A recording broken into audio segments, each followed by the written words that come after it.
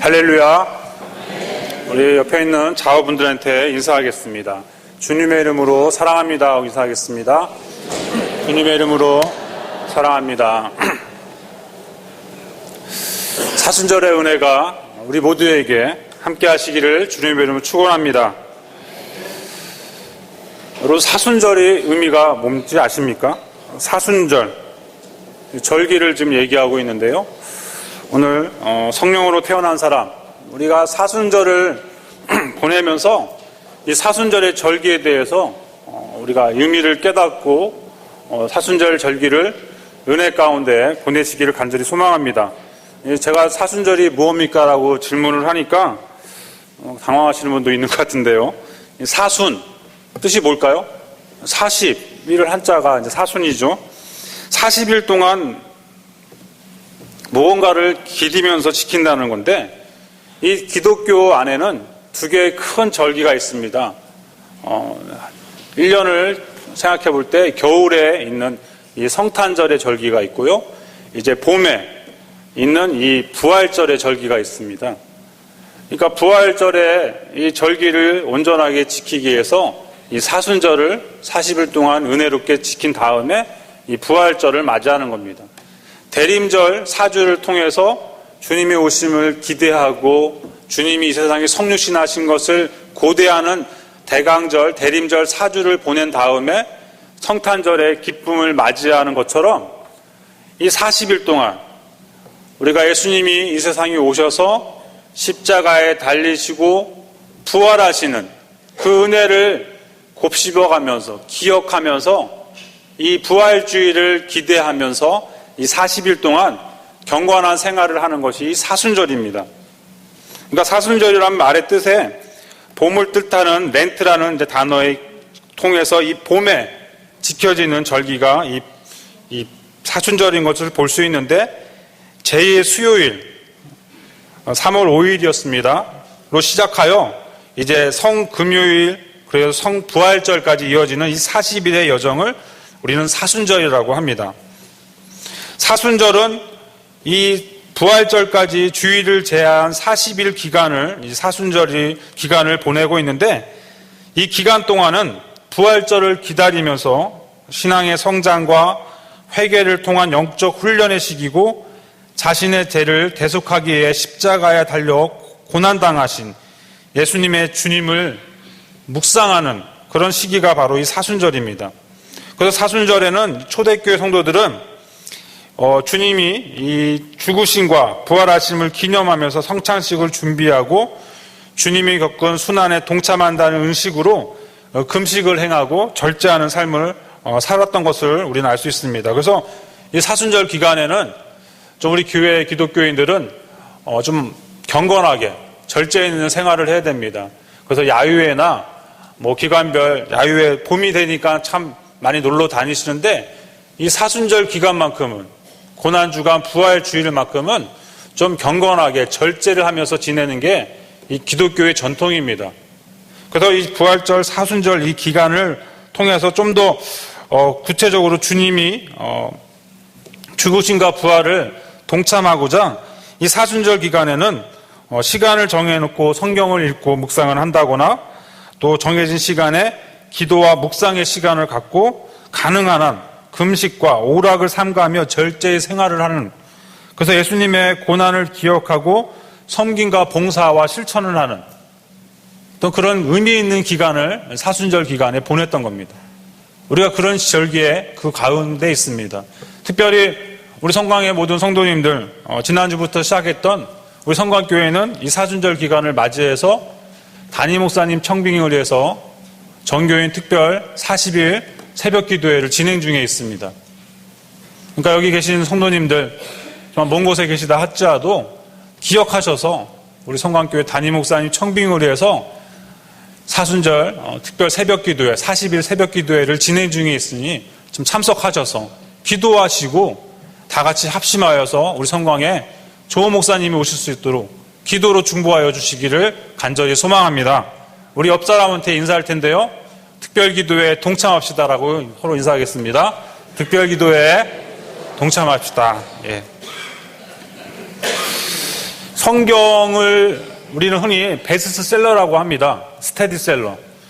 성경 다음으로 많이 만들어지고 팔렸던 책이 하나 있습니다. 제가 그 책을 갖고 나왔는데요. 철로역정이라는 책입니다. 읽어보신 성도님들 계신가요? 많이 읽어보셨나요? 이 철로역정이라는 책을 보면 천국으로 가는 사람들이 지나가는 길, 철로역정.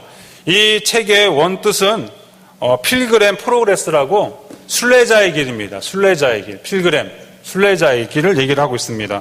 지은이는 존 버넌인데요. 이 책의 내용은 기독교인이 걸어가야 할 신앙의 길을 우화로 풀어낸 소설입니다. 그러니까 한마디로 소설이거든요. 소설인데 좀 내용이 소설 허구맹랑한 있지도 아니한 것들을 만드는 소설이 아니라 이 철로역정이라는 책을 보면 우리 신앙인이 어떻게 믿음의 길, 신앙의 길을 갈 수 있을까? 이 사순절 기간을 통해서 우리가 어떤 순례자의 삶을 살아가야 될 수 있을까를 많이 생각하는 시기입니다. 그런 때 유익하게 읽을 수 있는 책이 바로 이 철로역정의 책입니다. 그래서 이번 사순절 기간에 기회 되신다면 이 철로역정 책을 한번 읽어보셔서 정말 내가 신앙의 길, 믿음의 길을 잘 가고 있는지 점검도 해보시고 또 내용이 참 재밌게 풀어져 있습니다. 뭐 예를 들면 내용을 읽어보시면 이 믿음이라는 거, 우리 믿음. 근데 여기서 철로역정에서는 믿음이 인물로 나옵니다. 그래서 이 책의 주인공이 이 크리스천입니다. 크리스천. 기독교인. 기독교인이 이 주인공인데 이 크리스찬이 누구를 만나냐면 믿음을 만나는. 그래서 그 믿음과 만나서 신앙의 믿음의 여정의 길을 가는 그런 내용이 이 책에 나와 있습니다. 이 내용을 살펴보면 1편과 2편으로 되어 있는데요. 1편은 이 크리스천이 주인공이 돼서 천성을 향해 하나님의 나라를 향해 가는 믿음의 여정을 그려진 게 1편이고 2편은 이제 크리스천의 부인이 나옵니다. 크리스티나. 크리스천의 기독교인의 부인과 그 자녀들이 있습니다. 자녀들과 함께 또 남편을 따라 천성을 향해 하나님의 나라를 향해 믿음의 여정을 가는 것이 2편으로 나와 있습니다. 1편의 내용을 간략하게 설명을 제가 말씀을 드리면 이 크리스천, 이 책 표지에도 보면 한 사람이 무거운 짐을 지고 허리가 휠 정도로 큰 짐을 메고 가는 여정의 그림이 그려져 있습니다. 이 주인공 크리스천은 자신의 등에 짊어진 무거운 짐을 깨닫고 지금 사는 도시가 멸망한다는 사실을 깨닫고 번민에 빠집니다. 그러니까 이 책의 출발점에는 우리가 봄이 되어서 정말 아름다운 세상을 바라보고 이 세상을 정말 풍요롭게 살고 있지만 이 세상이 어떻다는 겁니까? 멸망한다는 겁니다. 멸망한다는 것을 전제로 하고 있습니다. 그래서 이 크리스천이 복음 전도자에게 그 내용을 듣게 됩니다. 그리고 자신에게는 무거운 죄의 짐이 있는 것을 압니다. 인생의 많은 역경 가운데 힘든 고뇌의 짐이 한가득 등어리에 매어달려 있어서 자신의 허리를 누르고 있습니다. 허리를 펴지 못하고 죄의 짐을 메고 땅만 쳐다보면서 삶을 살아가고 있는 이 크리스천에게 복음 전도자가 하나님의 나라가 있다는 것을, 천성이 있다는 것을 얘기를 합니다. 그래서 절망의 도시에서 벗어나서 이제 믿음의 여정을 가라고 얘기를 합니다. 그래서 이 복음 전도자가 전한 이 내용을 들은 크리스찬이 이제 복음 전도자에게 들은 그 복음의 말씀을 믿고 이제 믿음의 여정을 떠납니다. 크리스찬이 얼마 못 가서 절망의 수렁에 빠지게 됩니다. 근데 그곳에서 도움이란 사람을 만나서 간신히 빠져나오게 됩니다. 그리고 율법의 언덕을 지나 빛나는 문에서 친절을 또 만나게 돼서 이 친절을 만나 해설자의 집으로 들어가게 됩니다. 이 해설자의 집에 들어가서 성경에 관한 여러 가지 교훈을 듣게 됩니다. 그리고 십자가의 언덕에서 이제 그동안 등에 지고 있는 죄의 짐이 그리스도의 십자가의 빛으로 벗겨지는 구원을 경험하게 됩니다. 근데 참 재미있는 게 십자가의 앞에 나가서 죄의 짐이 무너지고 죄에 대해서 자유함을 얻는 그 은혜가 구원의 감격이 이 철로역정이라는 책의 초반부라는 겁니다. 도입 부분이라는 겁니다. 끝이 아니라 그것이 시작이라는 겁니다. 여기 계신 저와 여러분, 예수 그리스도의 십자가의 앞에 나와서 죄의 짐이 풀어지고 자유함을 얻으셨습니까? 근데 그 자유함을 얻던 그 기쁨은 우리 신앙에서는 어떻습니까? 처음에 주님을 만났던 그 기쁨은 날마다 새롭습니까? 우리 안에 날마다 새로워져야 되는 것이 바로 이 구원의 감격입니다. 그 옛날 젊었을 때 예수님을 알게 됐던 그 감격으로 접어두셔는 안 됩니다. 정말 주님이 나를 구원하여 주시고 나의 죄의 짐을 다 놓아주시고 자유케 하셨다는 그 기쁨의 구원의 감격이 오늘 이 순간 이 예배드리는 이 자리에도 저와 여러분이 함께 하셔야 됩니다. 구원의 은혜가 넘쳐나야 여러분들의 삶의 자리에서 진정 하나님의 은혜가 있습니다. 믿으십니까? 우리 옆 사람 바라보면서 구원의 감격이 있기 원합니다라고 인사하겠습니다. 구원의 감격이 넘쳐나시기를 바랍니다. 십자가의 언덕에서 이제 죄의 짐이 풀어진 크리스찬이 백냥의 풀밭에서 새 존재를 만나게 됩니다. 삼위일체 하나님을 운유하는 내용인데요. 첫 번째 존재에게 내 죄가 용서받았고 내 짐이 사라졌다는 약속의 말씀을 받게 되고, 두 번째 존재에게는 이 절망의 수렁에 물러 얼룩지고 무거운 짐의 무게로 군데군데 찢긴 크리스찬의 옷을 벗게 하고 새 옷을, 깨끗한 새 옷을 입게 하여 주십니다. 그리고 세 번째 존재에게는 이 두루마기를 주는데 하나님의 서명이 새겨진 붉은 밀랍으로 봉인된 양피지 두루마기를 받게 됩니다. 성경이죠. 우리가 들고 있는 성경을 받게 되는 은유적인 상황이 나옵니다. 그리고 나서 이제부터 천국을 향하여 긴 여정이 크리스천 앞에 놓여 있게 되는 겁니다.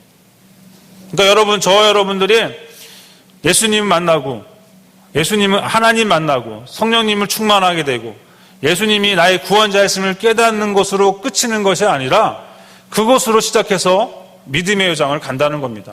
순례자의 삶을 살고 있다는 겁니다. 우리가 끝이 아닙니다. 이 철로역정의 내용을 보면 이제부터 문제입니다. 고난의 산을 넘고 그 여정을 나갑니다. 여러분, 예수님 믿고 나서, 하나님 믿고 나서 어땠습니까? 기쁨이 넘쳤는데 여러분 삶이 어땠습니까? 저 같은 경우도 옛날에 기억나는데요. 부흥회에서 귀한 은혜를 받았는데 집에 돌아오고 나니까 어땠을까요? 내 삶이 전혀 바뀌지 않은 것을 봤습니다. 죄 짓는 거 그대로 죄 짓고요. 못된 거 그대로 하는 것을 봤습니다. 되게 당황했습니다. 복음을 알았고 진리를 깨달았는데 나의 삶이 되돌아오니까 어떻습니까? 연약한 모습이 있는 것을 봅니다. 고난의 산이 있었다는 겁니다. 우리 삶의 자리에서 어려움이 있었다는 겁니다. 하지만 주님께서 함께 하셨기 때문에, 크리스찬 함께 하기 때문에 이 고난의 선을 넘어서 아름다운 궁전에서 4명의 자매를 만납니다. 분별, 신중, 자비, 경건에게 격려를 받고 무엇을 받냐면 전신갑주를 받게 된다는 겁니다. 그러니까 우리가 주님을 알고 성경을 읽으면 무엇을 받아야 됩니까? 믿음에 주님이 주시겠다고 하는 전신갑주를 받으셔야 됩니다. 그래서 뭐가 돼야 됩니까? 이제 크리스찬은 군사가 되는 것을 볼 수 있습니다. 왜 우리에게 믿음의 전신갑주를 주실까요? 말씀을 통해서 우리에게 왜 믿음을 주시고 믿음의 전신갑주를 주실까요? 그 이유는 겸손의 계곡에서 이 크리스찬이 사탄의 왕 아볼론을 만나게 됩니다.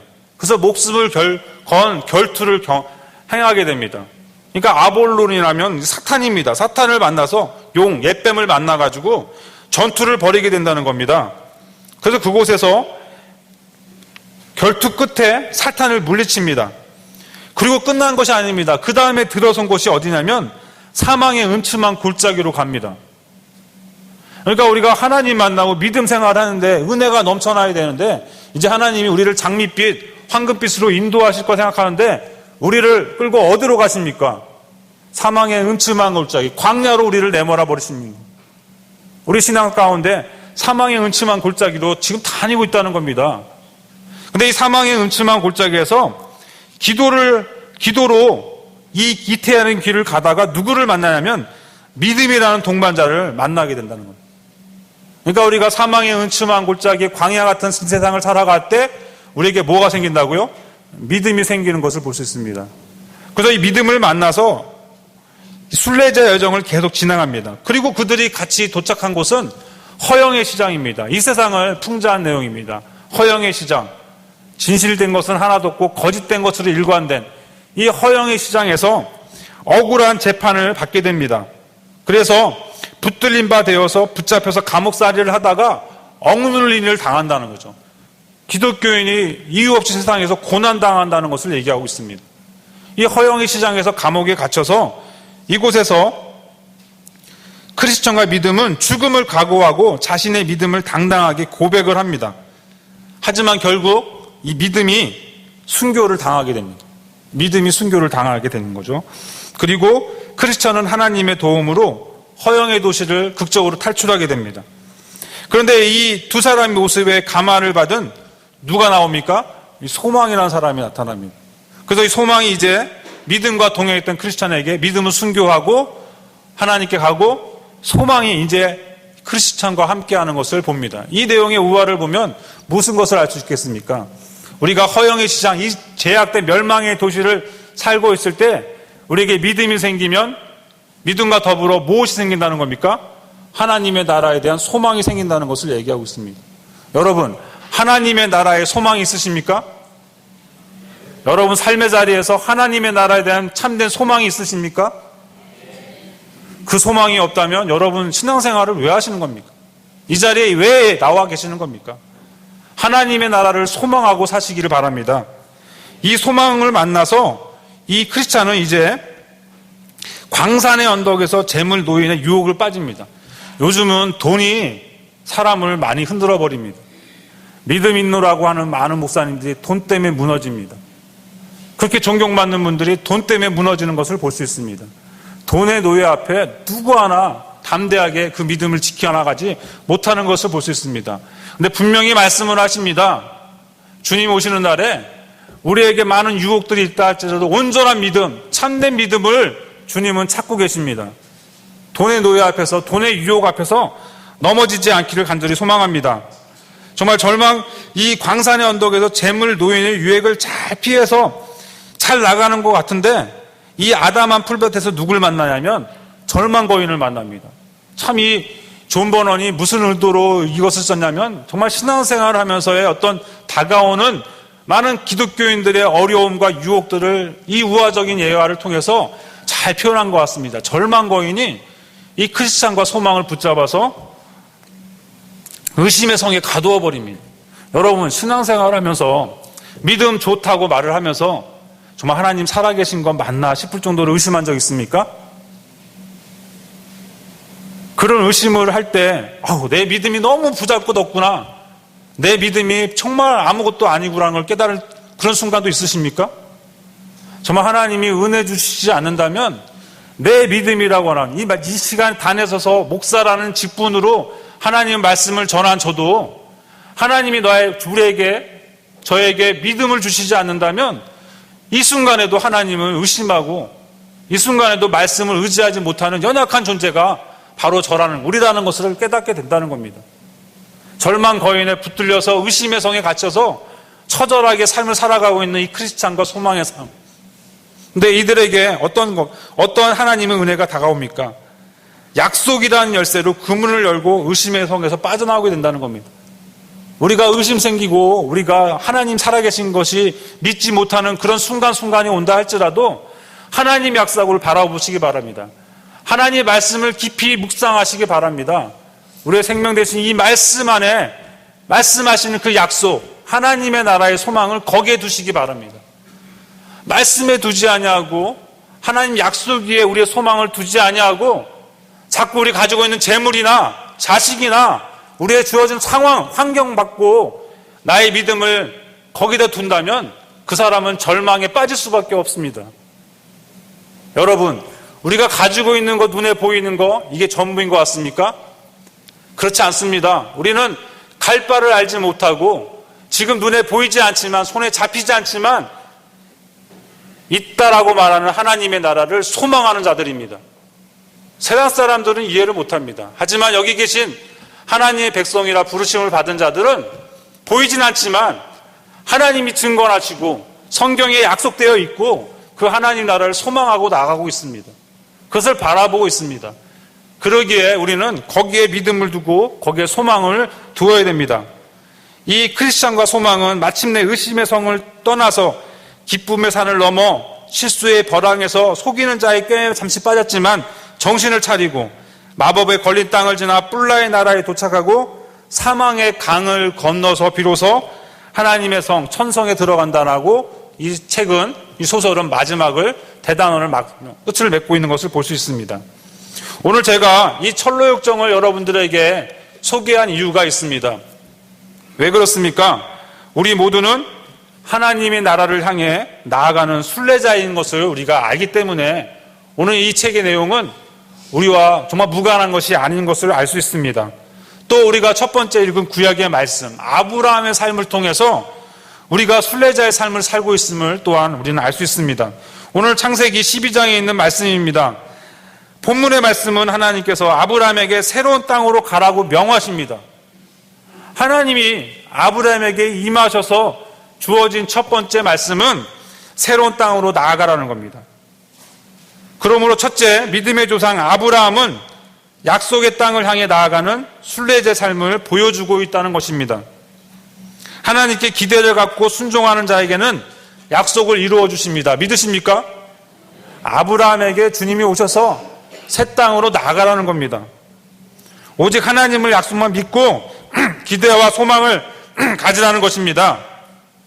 고대 사회에서 정택된 삶을 처소를 떠난다는 것은 매우 어려운 일입니다. 그러니까 아브라함이 그 새로운 땅으로 떠나라는 것은 목숨을 거는 행위였다는 거죠. 그래서 성경 가운데 읽어보면 왜 애굽에 내려가서 자기 아내를 누이다 속이기까지 그 아브라함이 연약한 모습을 보였냐면 자기 생명의 위협을 느꼈기 때문입니다. 지금 살고 있는 삶의 본향 근거를 다 버리고 하나님이 약속하신 약속의 땅으로 나아가라는 것은 자기 목숨을 내놓고 가는 그 여정이었기 때문에 나그네 삶이고 순례자의 삶이었기 때문에 정말 그 길은 정말 힘든 삶이었습니다.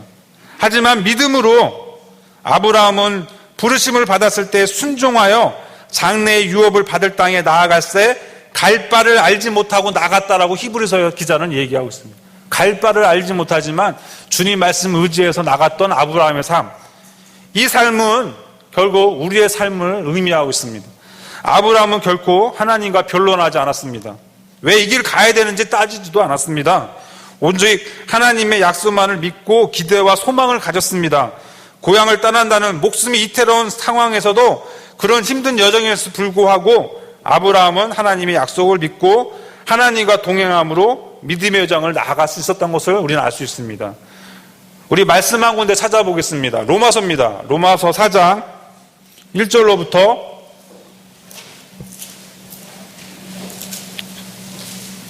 3절까지 말씀입니다.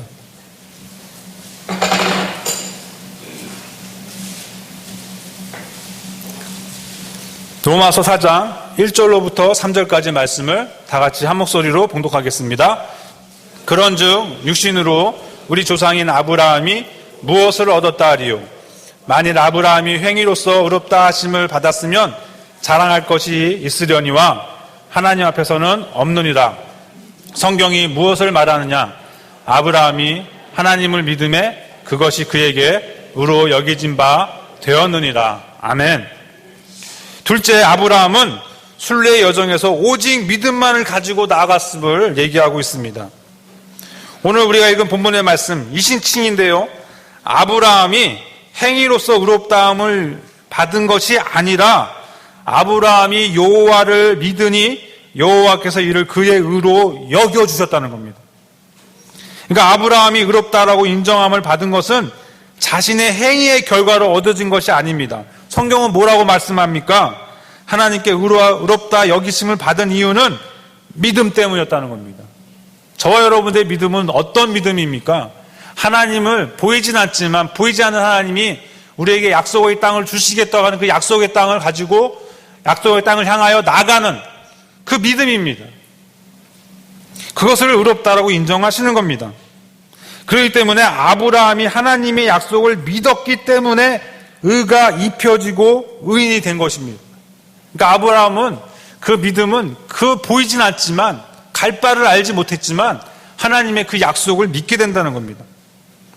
오늘 창세기 읽은 것처럼 복의 근원이 되고 내 민족이 창대하리라는 그 말씀을 듣게 됩니다. 넌 복의 근원이 될지라, 복이 될지라고 얘기합니다.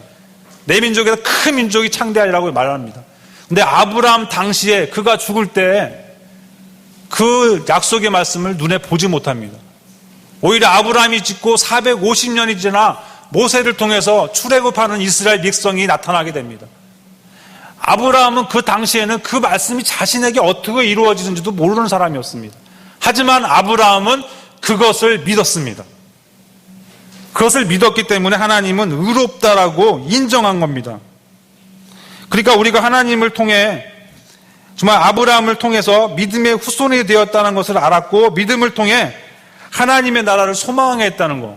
이거 눈에 보이진 않지만 우리 때에 어떻게 이루어지는 것은 아니지만 우리가 죽고 난 다음에 수십만 년 지난다 할지라도 수천 년이 지난다 할지라도 분명히 우리는 하나님의 나라에서 하나님의 백성으로 살아갈 것을 믿습니다.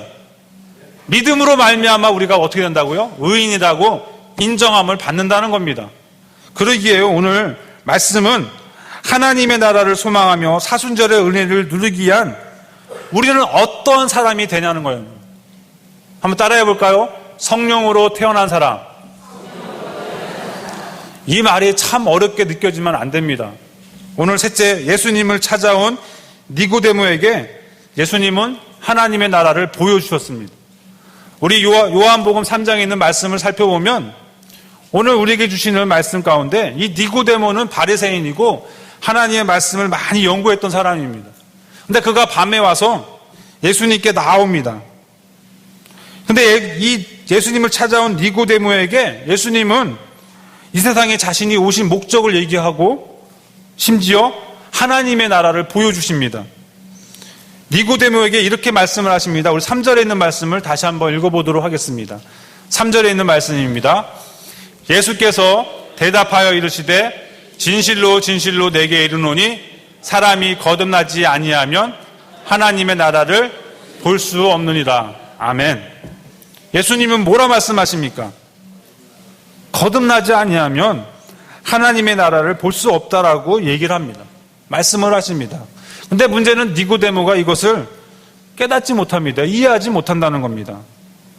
혹시 여기 말씀을 듣는 우리 성광의 성도님들 가운데 거듭난다는 것, 중생한다는 것, 다시 태어난다는 걸 모르시는 분 계십니까?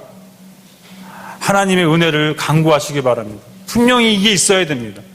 주님의 십자가의 앞에서 죄짐이 풀어지고 새로운 존재로, 새로운 피조물로 이제는 크리스찬으로 살아가는 삶이 우리에게 있다는 것을 우리는 기억해야 됩니다. 아니, 그것을 명심해야 됩니다. 오늘 주님은 그것을 말씀하고 있습니다. 거듭나지 않고서는 하나님의 나라를 들어갈 수 없다는 겁니다. 볼 수가 없다는 겁니다. 거듭나야 된다는 겁니다. 거듭나기 위해서는 물과 성령으로 다시 태어난다는 겁니다. 물과 성령으로 다시 태어나야 된다는 거. 이거 모르시는 분 계십니까? 은혜를 간구하셔야 됩니다.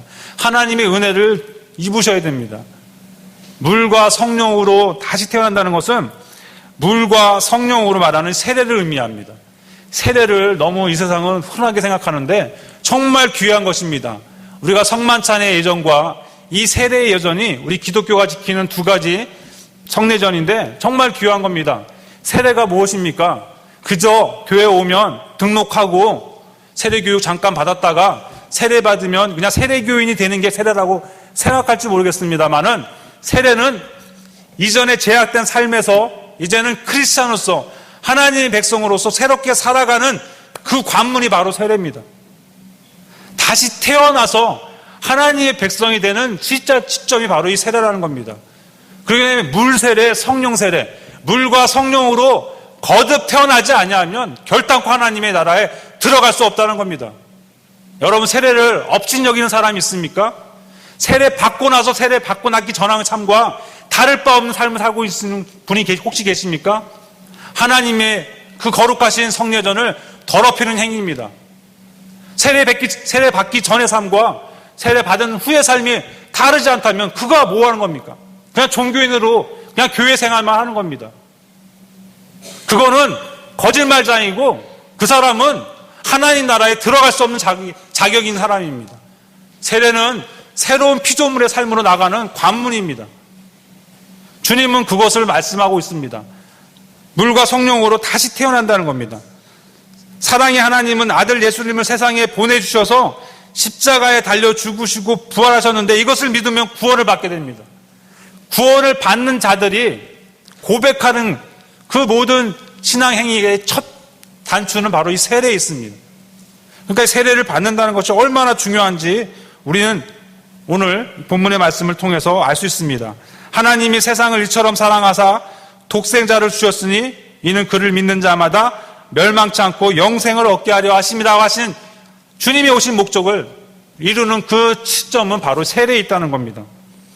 그리고 성령님으로 새롭게 이로부터 태어난다는 것이 정말 십자가 달리신 예수 그리스도를 믿는 그 구원의 행위를 넘어서 이제 성령님의 은혜를 구하시는 것이 정말 중요합니다.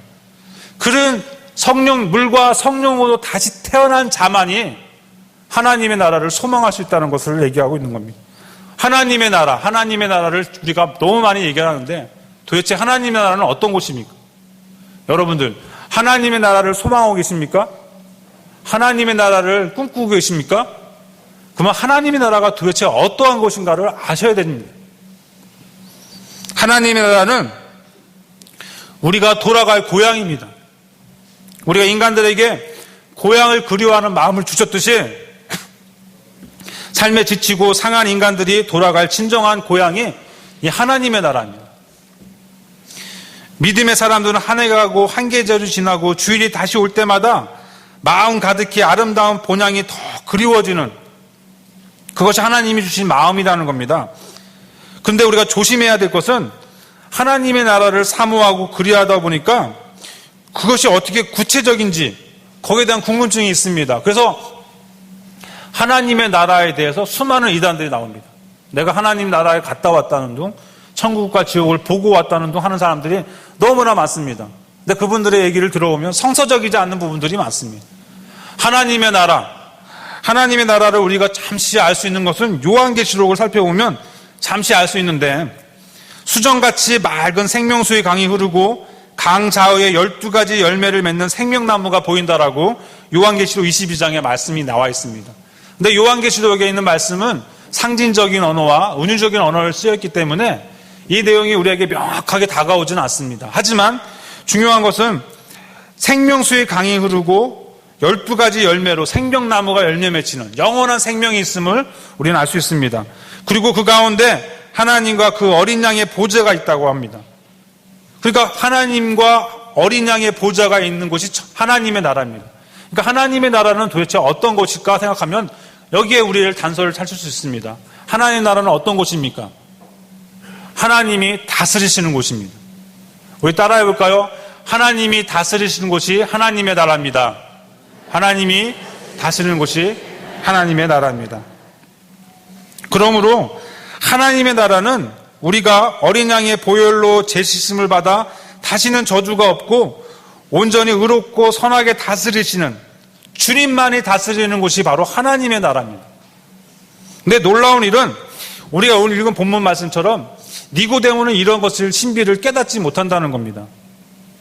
우리 12절에 있는 말씀, 요한복음 3장 12절에 있는 말씀을 한번 읽어보도록 하겠습니다. 내가 땅의 일을 말하여도 너희가 믿지 아니하거든 하물며 하늘의 일을 말하면 어떻게 믿겠느냐. 주님은 하늘의 일을 언급하시면서 분명히 얘기를 합니다. 네가 땅의 일을 얘기해도 알지 못하는데, 십자가에 달려 죽으시고 부활하신 이 땅의 일을 얘기해도 네가 알지 못하는데 하늘의 영광스러운 얘기를 해도 네가 깨달을 수 있겠냐라고 얘기를 하고 계십니다. 그리고 한 예로 이런 얘기를 합니다. 바람이 임의로 부를 때 그 소리를 알지 못한다고 합니다. 성령으로 난 사람도 다 그러하다라고 얘기를 합니다.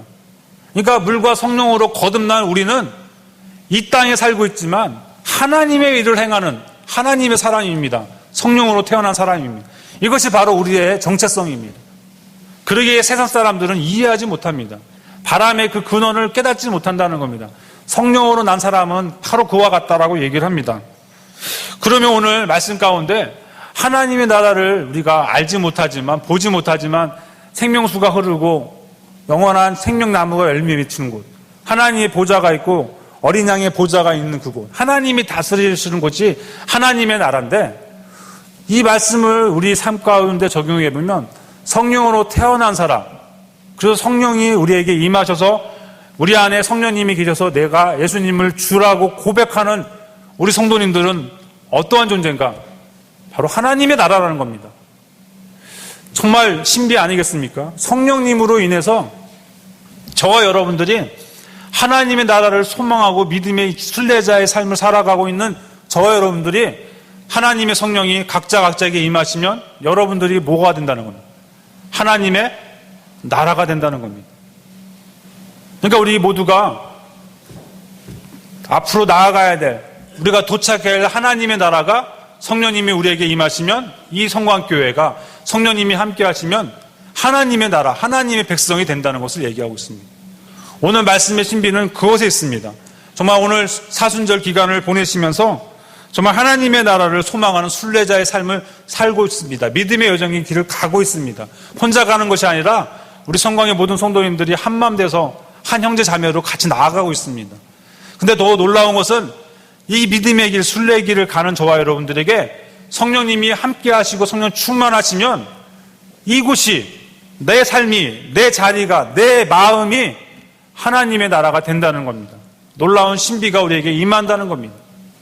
이것이 오늘 우리에게 주어지는 은혜의 말씀입니다. 성령으로 태어나셨습니까? 여러분들이 하나님의 나라에 있습니까? 여러분들 마음에 하나님의 성령님이 충만하십니까? 하나님의 나라의 소망이 여러분들에게 불이 넘쳐나십니까? 정말 믿음의 길, 순례의 길을 나아가시는 저와 여러분 되기를 간절히 소망합니다. 이 시간 다 같이 기도하겠습니다.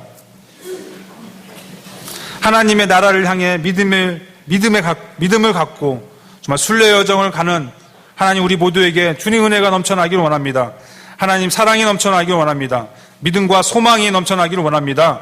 하나님 약속하신 유업의 땅을 소망하며 믿음과 순례의 삶을 살기를 간절히 원합니다. 하나님 말씀 가운데 임하여 주시고 구원자 예수님을 깊이 체험하며 예수님을 믿음으로 고백하며 정말 구원함을 받는 은혜의 사순절 기간이 되게 주님 인도하여 주옵소서. 모든 것 주님께 의탁하오며 이 모든 간구를 예수님의 이름으로 기도합니다. 아멘.